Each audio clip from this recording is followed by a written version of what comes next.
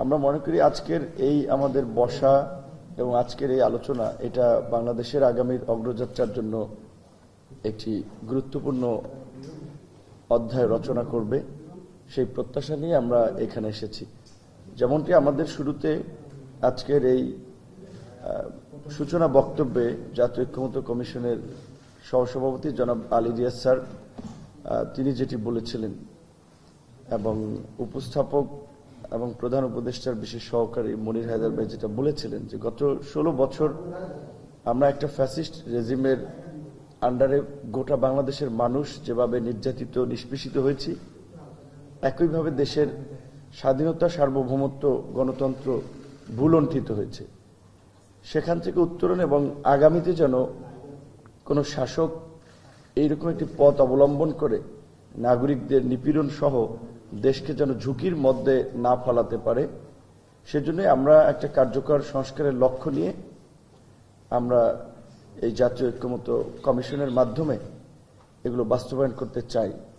গণ অধিকার পরিষদ আপনারা দেখেছেন তুলনামূলকভাবে অন্যান্য রাজনৈতিক দলগুলোর সাথে তুলনা করলে একটি নবীন রাজনৈতিক দল হলেও আমাদের একটা ধারাবাহিক সংগ্রাম আছে। এই যে আজকের পরিবর্তন, যে বৈষম্য বিরোধী আন্দোলনকে কেন্দ্র করে 2018 সালে সরকারি চাকরিতে বৈষম্যের বিরুদ্ধে সেই কোটা সংস্কার আন্দোলন, 2018 সালে আজকের এই যারা বসা এখানে তাদের মাধ্যমেই সূচনা। এবং এটা তো সবার খেয়াল আছে যে একটা সিম্পল স্টুডেন্ট মুভমেন্ট কিছু দাবি দেওয়া নিয়ে আমরা 17 ফেব্রুয়ারি থেকে শুরু করেছিলাম এবং সেটা 4 অক্টোবর একটা লিখিত প্রজ্ঞাপনের মধ্যে দিয়ে প্রায় 8 মাসের অধিক সময় সে আন্দোলন হয়েছে। এবং সে আন্দোলন করতে গিয়ে আমরা ধারাবাহিকভাবে হামলা, মামলা, জেল, কিন্তু আমরা হাল ছাড়ি নেই। যে তরুণদের যে হাল না ছাড়ার প্রবণতা, শেষ পর্যন্ত আমরা কিছুটা হলেও আমাদের অধিকার আদায়ে আমরা বিজয়ী হয়েছিলাম। একই সাথে সেই আন্দোলনের পরে 2019 সালে ঢাকা বিশ্ববিদ্যালয়ে দীর্ঘ 28 বছর পরে ডাকসু নির্বাচন, যেটি আমাদেরকে দেশের মানুষের জন্য কাজ করার জন্য কিংবা দেশকে নিয়ে আসলে একটা নতুন ভাবনার জায়গায় নিয়ে গিয়েছিল, যার ধারাবাহিকতায় 2021 সালে আমরা এই রাজনৈতিক দল গঠন করি।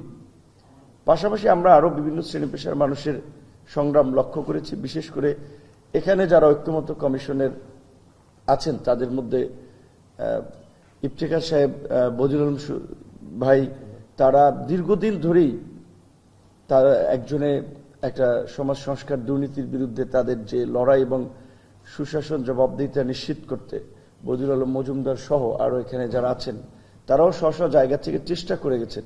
কিন্তু দেশের রাজনৈতিক আসলে প্রেক্ষাপট এবং বাস্তবতা এমন ছিল, চাইলেও এই সমস্ত মানুষের কিংবা আমাদের খুব বেশি কিছু করার ওই সময় ছিল না।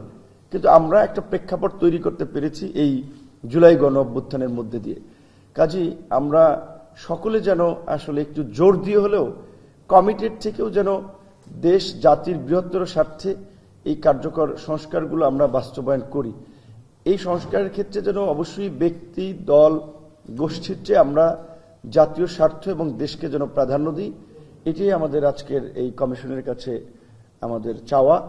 এবং একই সাথে কমিশনের মাধ্যমে যেহেতু হেড অব দ্য গভর্নমেন্ট আমাদের সকলের সম্মানিত প্রধান উপদেষ্টা ডক্টর মোহাম্মদ ইউনূস, তারই যেহেতু তারা মনোনীত টিম, তাদের মাধ্যমে প্রধান উপদেষ্টার কাছে আমাদের এটি আহ্বান থাকবে, যে কোনো মূল্যে যেই সংস্কারগুলো আলাপ আলোচনার মধ্যে দিয়ে ঠিক হবে সেগুলো এই সরকারের অধীনেই বাস্তবায়ন করতে হবে। ধন্যবাদ।